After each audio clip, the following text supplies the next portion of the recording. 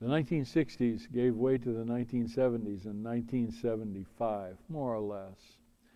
By then, all those multiple styles that we've studied in the 1960s had yielded a few very corporate styles of rock and roll. One was called Southern rock, and another was literally called corporate rock. And neither of them had the full endorsement of America's young people. So musicians decided to change their styles. What was new? What was new protest music? What was countercultural? What was underground? Because what we're discovering in this class is that the underground and the fringe of American society actually drives the central part of it. So that what is top 40 may well have been underground or fringe music in a previous decade. One of the most revolutionary kinds of music in the 70s, you would know now as disco. To think of disco as revolutionary music is an exercise in self-contradiction. But that's because the terms and the names and the times have changed. Actually, America's dance music was way underground in the early 70s. Towards the end of the 1960s, it had become not cool to dance. And so America's countercultural youth decided to dance.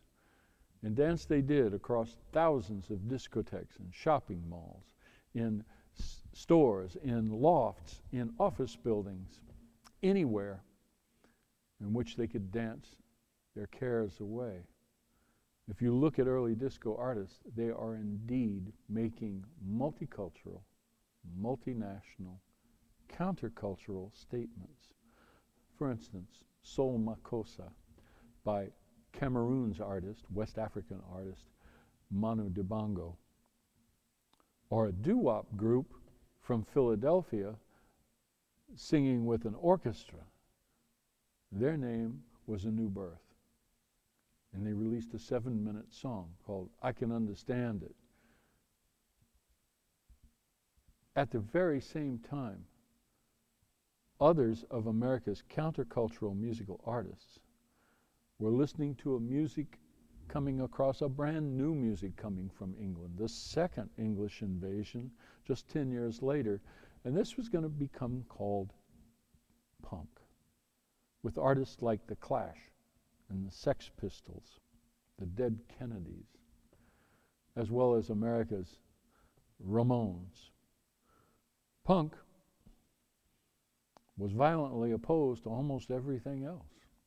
If you were a fan of punk music, countercultural attitude was a norm for you.